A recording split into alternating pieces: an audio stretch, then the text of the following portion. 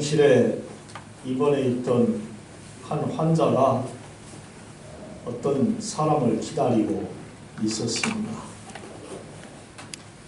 그 환자는 암 환자였는데 6인실로 된 그러한 병실에 있어서 언제 죽을지 모르는 하루하루를 사는 그러한 암울한 환자였습니다.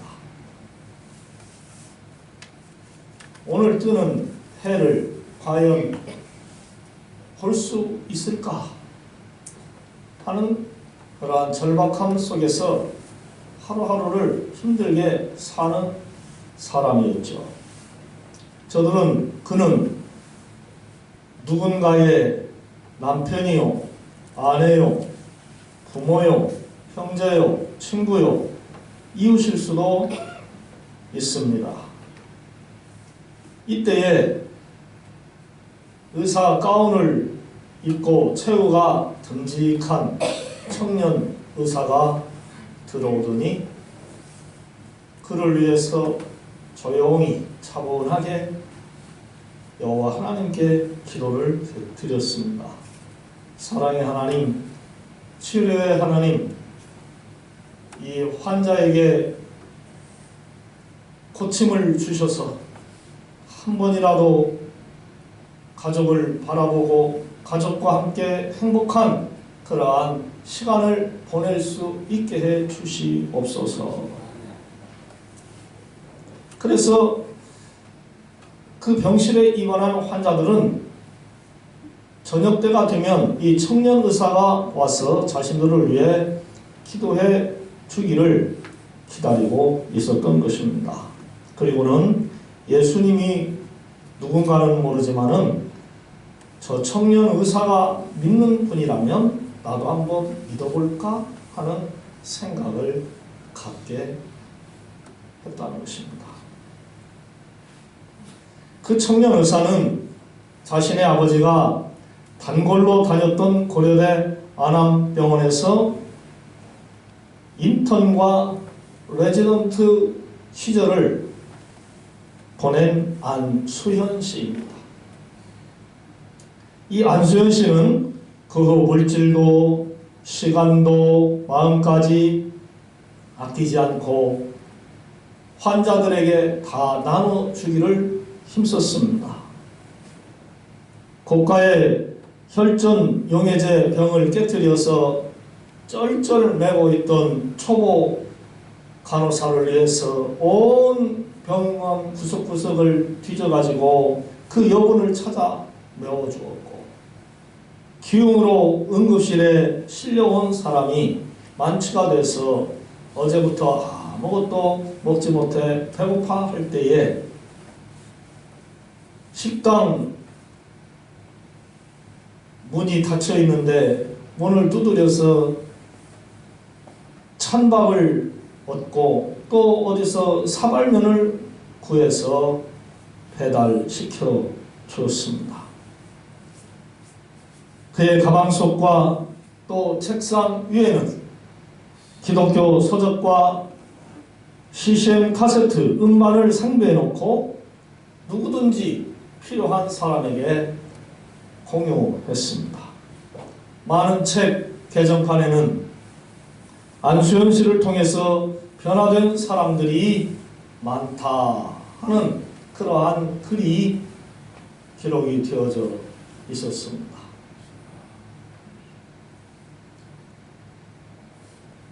그러한 많은 사람들 가운데 하나를 소개한다면 크리스마스 이브에 당직을 마다하지 않고 입원 병사들에게 머핀을 사 돌리는 그 청년 의사를 지켜본 의무대 후배는 크리스천으로서 당당하고 힘차게 멋있게 아름답게 살아가는 그 선배를 보면서 자기가 낳은 딸의 이름을 수연이라고 지었다고 합니다. 안수영 씨는 스티그마, 예수의 흔적이라는 아이디로 글을 썼습니다. 그는 삶 속에서 예수님의 사랑의 흔적을, 예수님의 향기를 나타내는, 풍기는 그러한 은혜의 성도로, 크리스찬으로 인생을 살았다는 것이죠. 지금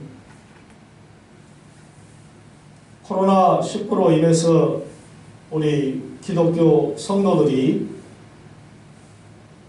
다른 일반 사람들보다도 2배나 더 힘들게 세상을 살아가고 있습니다.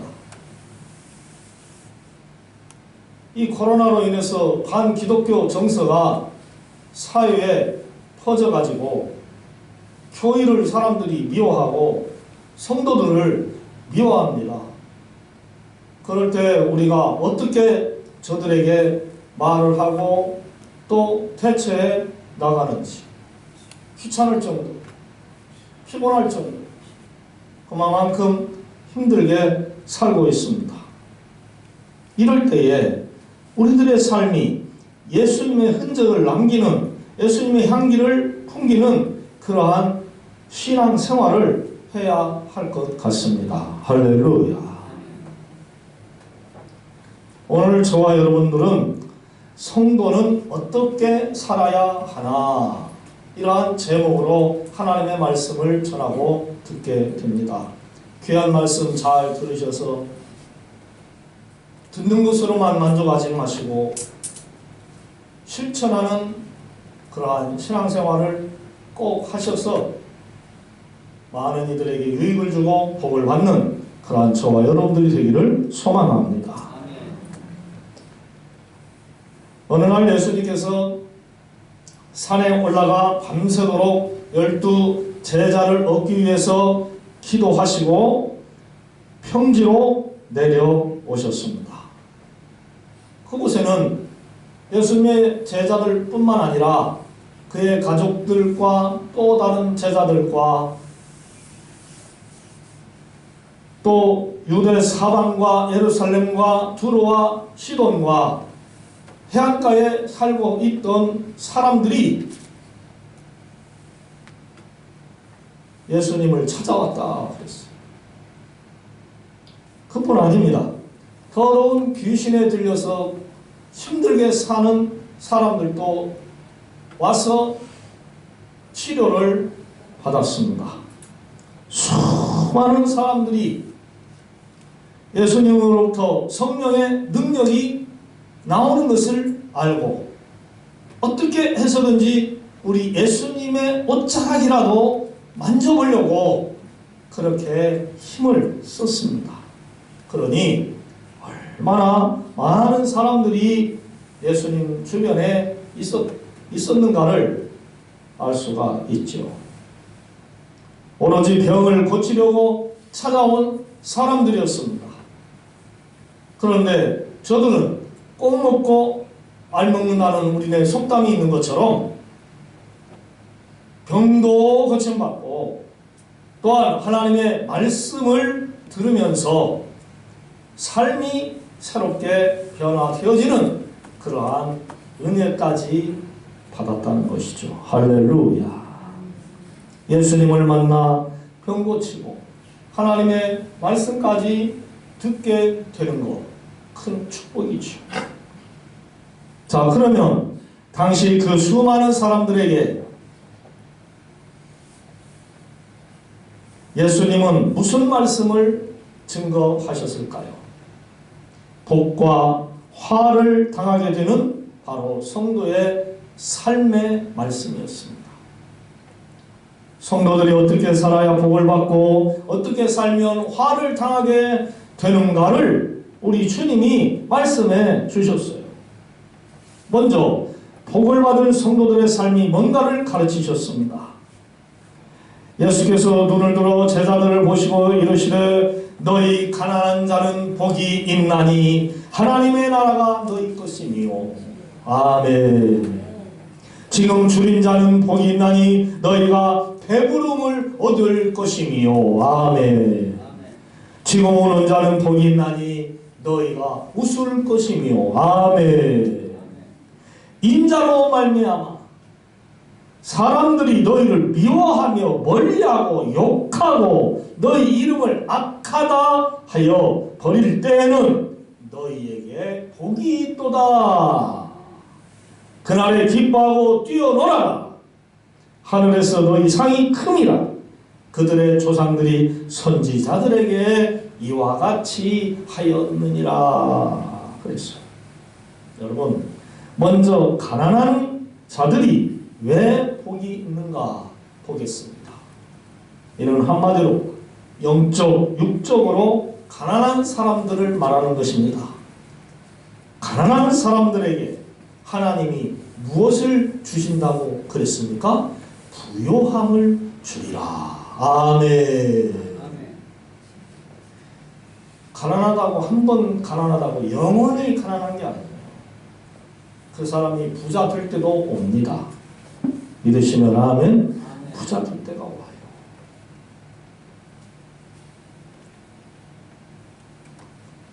자비와 긍휼을 또한 가난한 자들에게 하나님은 베풀어 주십니다. 그러니까 가수 송대관 씨가 부른 뭐하고 했들날? 쨍하고 했들날 한 그러한 노래가 나왔어요. 매우 복음적인 노래라고 나는 생각을 해봤습니다. 쨍하고 했들날 돌아온단다. 쨍하고 했들날 돌아온단다. 뛰고 뛰고 뛰는 그 노래 부르면 힘이 나요. 하나님께서 가난하고 힘들게 살 때에 부자로 살 수 있도록 물질의 복을 주십니다. 할렐루야. 언제나 가난하고 힘들게 사는 거 아니라는 거예요. 하나님이 부유함을 주실 때가 온다는 거예요. 그 가난을 벗어날 수 있을 때를 주신다는 거예요. 여러분 믿으시기 바랍니다. 그리고 영적으로 가난한 성도들에게 하나님의 나라를 주신다고 그랬어요. 천국 백성으로 삼아 주신다는 것이죠. 또한 줄인 자들에게 복을 주신다 그랬어요. 배부름을 허락하신다 그랬습니다. 항상 사람이 배고파 있을 수는 없어요. 여러분 배고프면 뭐합니까? 뭘 먹어요 배고프면? 너무 쉬워가지고 대답도 안 하시네. 배고프면 밥 먹잖아요. 지금은 밥만 먹습니까? 또 뭐 먹어요? 빵 먹어요? 빵만 먹습니까? 그 기타 외에 여러 간식을 먹지 않습니까? 과일도 먹고 우유도 마시고 빵도 먹고 기타 몸에 좋은 거 영양제까지 두루두루 챙겨 먹습니다. 배고파서 죽었다는 사람 쉽게 이제 못 찾습니다. 우리나라는 경제 대국이라고 합니다. 공짜로 밥 주는 데가 얼마나 많이 있는지 몰라요. 줄인 자들에게 배부르게 하신다. 여러분 이 말씀을 들으면 희망이 있지 않습니까? 내가 배고프게 되면 하나님이 배부르게 해주신다.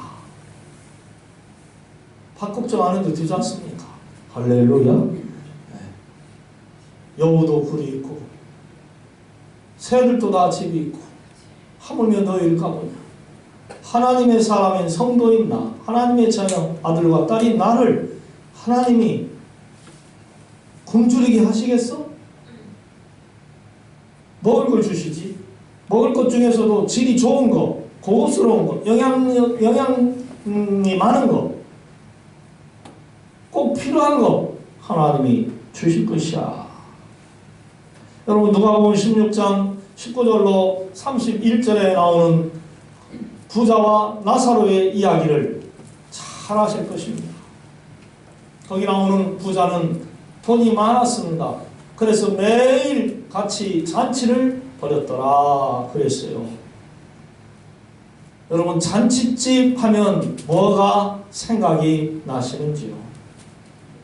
지금은 뷔페나 뭐 어디 호텔 같은 데 얻어서 그냥 뷔페 갖다 먹고 마시고 그러지만, 아주 옛날에는 동네에서는 그렇게 잔치를 했어요.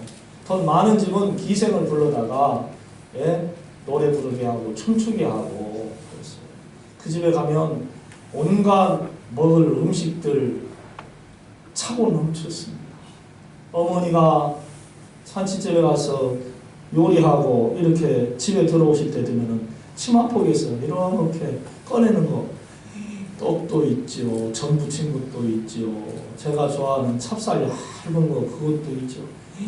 그 치마 속이 어찌 이렇게 그리워지는지, 보기가 좋은지. 뭐 술 마실 거 참 많았죠. 잔치집 가면. 그렇게 부자는 매일매일 연락함으로 즐거웠는데, 그가 죽었을 때에 어디에 들어갔다고 그랬습니까? 하늘나라에 갔다고 그랬습니까? 지옥에 갔다고 그랬습니까? 하데스, 지옥에 들어갔다. 그래서 그의 모습은 어땠습니까? 성경에 기록된 대로 너무 뜨거운 지옥에 있으면서 목에 갈증이 나니까 누구에게 물방울이라도 떨어뜨려 달라고 하소연을 했습니까? 내가 목말라 죽겠나? 나사로에게 손끝에 물 좀 몇 방울 묻혀서 내 목에 떨어뜨려 달라고 하소연을 했어요. 그때 아버지 하나님께서 그와 너가 있는 사이는 너무 구렁이 컸어. 갈 수도 없고 올 수도 없다. 너는 살았을 때에 부유함을 누리지 않았느냐? 죽지도 못하고 고생만 하는 곳이 바로 지옥입니다. 부자가 거기에 갔다는 것이죠.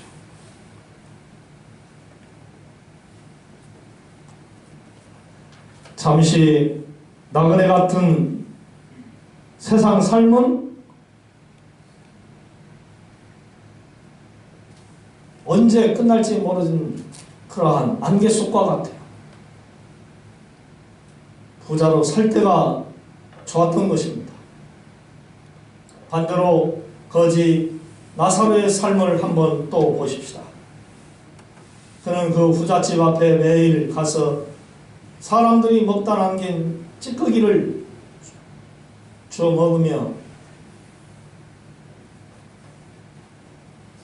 개 때문에 공포스러운 순간순간을 보냈습니다. 그렇게 불쌍하게 살던 나사로도 마침내 죽었습니다. 그런데 정작 그는 어디에 갔습니까? 하나님의 나라에 갔습니다. 누구 품에 있었습니까? 하나님 품에 있었습니다. 부자와 나사로가 똑같이 한평생을 살았어요. 부자로 살고 거지로 살았어요. 그런데 부자는 왜 지옥에 가고 거지는 왜 천국에 갔습니까? 그것은 누구의 마음? 하나님 마음. 그 속에 하나님을 믿었던 믿음이 좌우한 것입니다. 이렇게 짧은 나그네 같은 인생을 살다가 죽어서 마침내 천국과 지옥으로 갈라졌다는 것이죠. 자, 보세요. 우리 하나님은요, 죽인 자들에게 배부름을 주십니다. 할렐루야.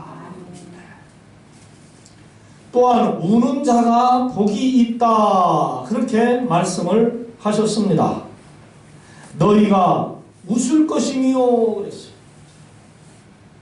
우는 것은 뭘 뜻합니까? 불행을 뜻합니다. 웃는 것은 행복을 의미합니다. 고로 현재 불행하여 우는 자들이 예수 그리스도로 인하여서 행복을 얻게 된다는 거예요. 할렐루야. 사랑하는 성도 여러분, 지금 울고 싶은 심정이신가요? 그러면 실컷 우시기 바랍니다. 참지 말고 울고 싶을 때는 우세요. 원 없이 우세요. 그리고 여호와 하나님께 하나님, 이 연약한 종에게 사랑과 은혜를 베풀어 주시옵소서. 그리고 이제는 웃게 하여 주시옵소서라고 기도하시기 바랍니다. 할렐루야. 반드시 여러분이 믿으시는 하나님께서 그 눈에서 눈물을 닦아주시고 웃는 그러한 축복을 주십니다. 아멘. 반드시 주십니다. 이것이 곧 우리 성도들에게 주어지는 축복입니다. 절대로 지금 울고 있는 삶이라고 낙심하지 마세요. 좌절하지 마세요. 일어나시기 바랍니다. 일어나 걸어라 내가 새 힘을 주리니. 아멘. 아멘. 하나님 일어나게 해주시죠.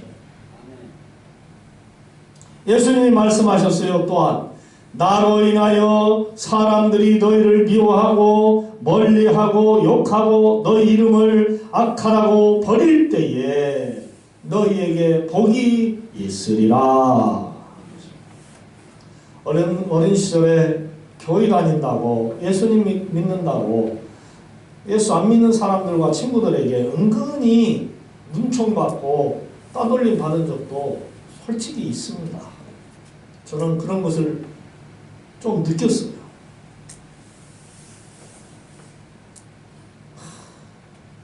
그 찬양을 갖다 찬송을 갖다가 왜 그렇게 자기들 마음대로 바꿔가지고 아주 기분 나쁘게 부르는지 몰라요. 며칠 후 요단강 건너가 만나리. 얼마나 좋은 찬송입니까? 근데 세상 친구들은 멸치국 요단강 건너가 마시리. 이런 식으로 불러요. 멸치국이라고 해요. 며칠 후.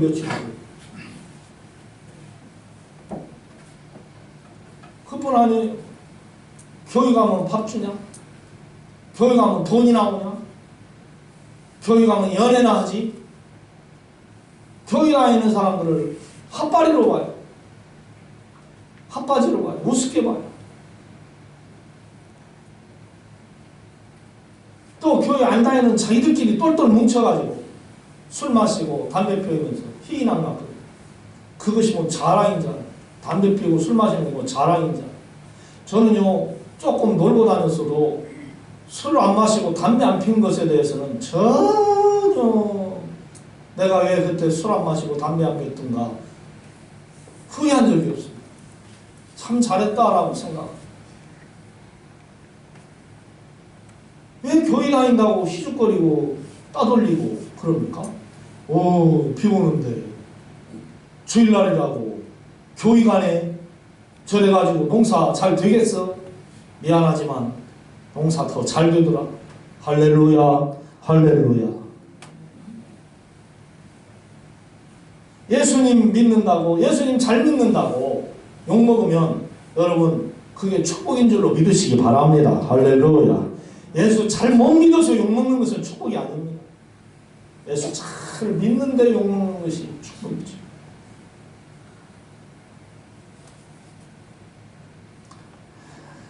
이것 보세요. 성도인 우리에게 어떤 게 복입니까?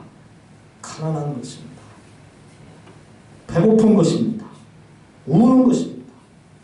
예수님을 위해서 핍박을 받는 것입니다. 지금 우리는 복을 받으려고 즐겁게 편하게 살려고 열심히 일하고 먹고 입고 마시는 거 아끼면서 돈을 모으려고 총력을 다합니다. 오로지 돈입니다. 삶의 목적이 부자 되는 것입니다. 예수님이 가르쳐 주시는 대로 살지 않습니다. 순전히 우리 생각과 우리 방식으로 살고 있습니다. 이러니 복이 오겠어요? 오다가도 도망가죠. 헛된 꿈으로 인생이 끝나버립니다. 사랑하는 여러분, 지금까지 어떻게 살으셨습니까? 다시 한번 여러분들의 신앙생활을 살펴보시고 예수님의 가르치신대로 살아가시기 바랍니다. 할렐루야. 이제는 화를 당하는 삶이 어떠한 것인가에 대해서 잠시 살펴보겠습니다. 앞에서 말씀드린 그 반대로 산 사람들이 화를 당한대요. 부요한 자, 배부른 자, 또 지금 웃는 자, 모든 사람들로부터 칭찬을 받는 자. 참 이해하기가 어렵습니다. 아니 왜 부유하고 배부르고 웃으며 행복하게 지금 많은 사람들에게 칭찬받고 사는 사람들이 화를 당하게 되느냐? 이거 억지 아니냐? 별 궤변 아니냐? 이상하네 생각할 수가 있어요. 이는 곧 저들은 이미 세상에서 사는 동안 하나님의 위로와 축복을 다 받았다는 것이죠. 이제는 천국에서 받을 것이 없다는 거죠. 열심히 자신을 위해 공부하고 사업하고 좋은 직장 다니며 돈 벌어서 좋은 집서 살며 또한 좋은 음식과 옷과 생활용품을 쓰며 즐겼어요. 하지만 한 가지 그들이 간과한 것이 있다는 거예요. 그게 뭐냐? 함께 살아가는 가족과 어려운 이웃들을 돌보지 않은 무관심, 사랑 없는 그러한 행위였던 것이죠. 구제와 선교하는 일에 신경 쓰지 않았습니다. 하나님께 영광 돌리는 삶이 아니었습니다. 바로 그게 문제였던 것이죠. 하나님은 저와 여러분들에게 너희는 서로 사랑하라. 아멘. 너희는 서로 사랑하면서 살아라 라고 가르쳐 주십시오. 우리 서로 옆 사람에게 우리 사랑하면서 잘 사십시다. 그렇게 하면 인사하십시다. 할렐루야. 아멘. 나 혼자만 잘 사는 게 아니에요. 서로가 잘 살아야 돼요. 16일 날 러시아가 우크라이나를 침공하게 될 것이다 라고 추측을 합니다. 그래서 우크라이나에서 있는 그러한 많은 자국민들이 빨리 자기 나라로 돌아가라 이렇게 지금 말하고 있습니다. 이렇게 러시아와 우크라이나가 전쟁을 하게 되면 제3차 대전이 일어나게 될 것이다 라고 생각을 하는 사람들이 많습니다. 여러분 역사를 아는 사람들은 알 거예요. 1차 대전과 2차 대전 때 어떻게 전쟁을 했는가, 어떻게 많은 피해를 입었는가. 3차 대전이 일어나면요 그것들보다는 훨씬 더 큰 피해가 옵니다. 우리나라와 북한이 전쟁도 할 수가 있습니다. 여러분 전쟁하면 좋겠습니까? 안 좋겠습니까? 네? 전쟁하고 싶습니까? 안 하고 싶습니까?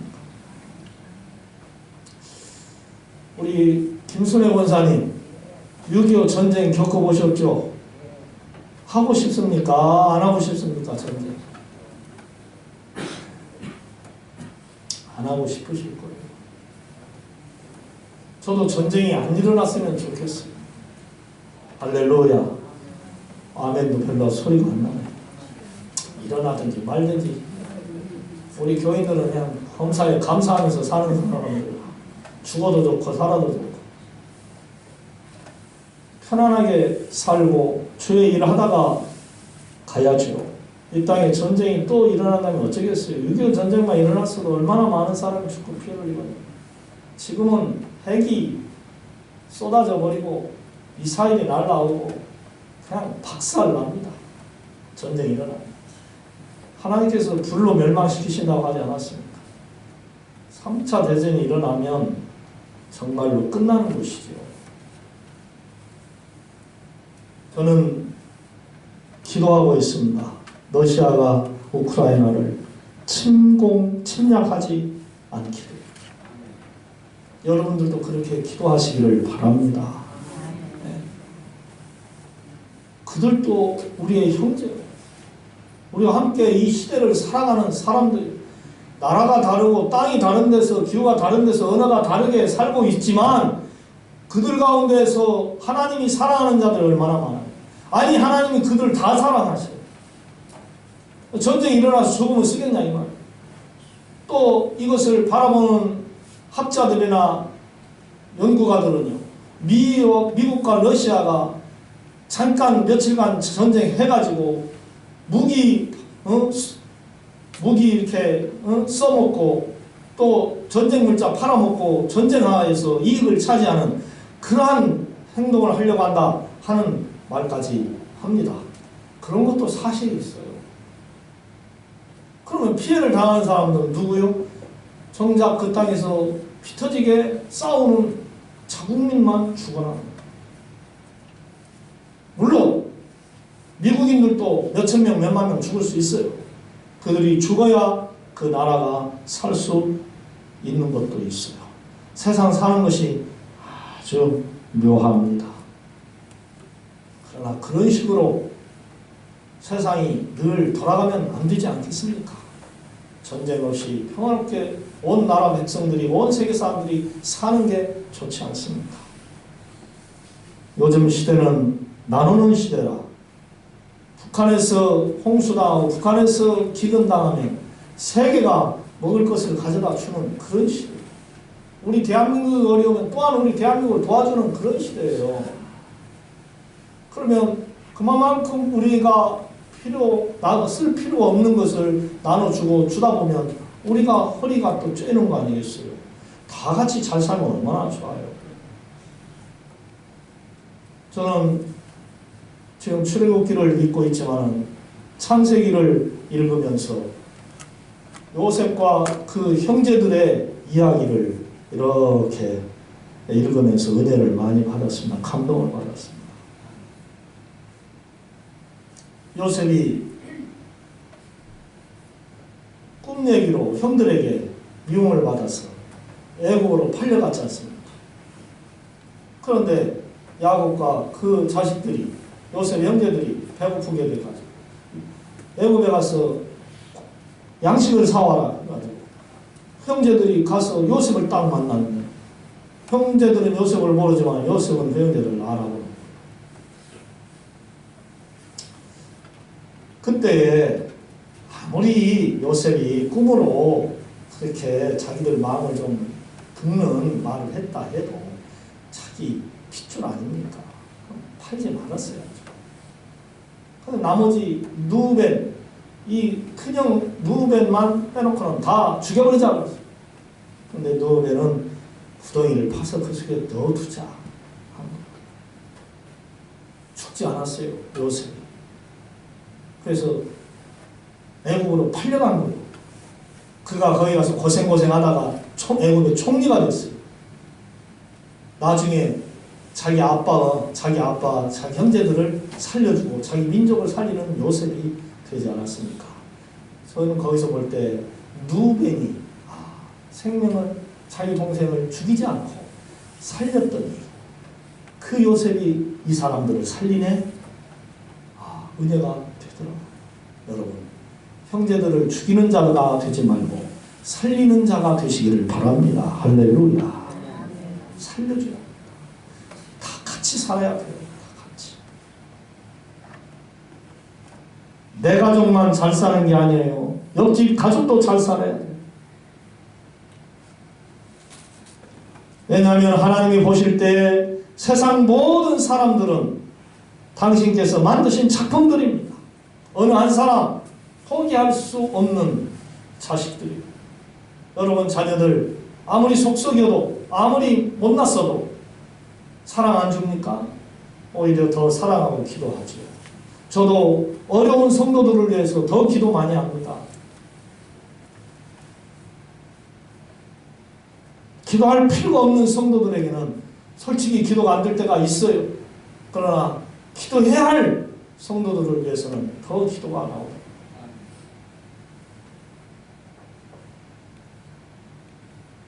여러분 골고루 잘 사랑하면서 살아가시기를 바랍니다.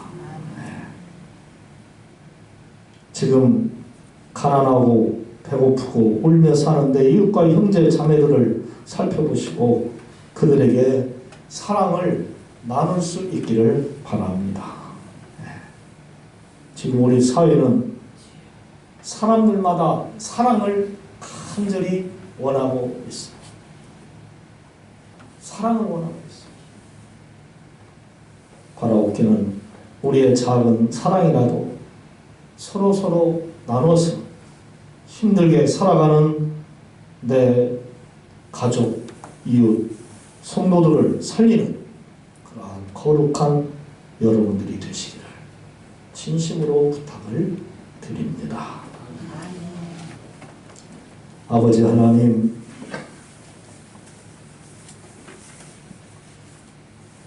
오늘 주신 하나님의 말씀을 통하여 우리가 은혜 받고 깨닫는 것이 있습니다. 마음속에 잘 간직하여 말씀대로 잘 살아서 하나님께는 영광이고 우리 자신과 또 우리와 함께 살아가는 모든 이들에게 평안을 줄 수 있고 끼칠 수 있는 저희들 다 되게 하여 주옵소서. 예수님의 이름으로 기도드리옵나이다.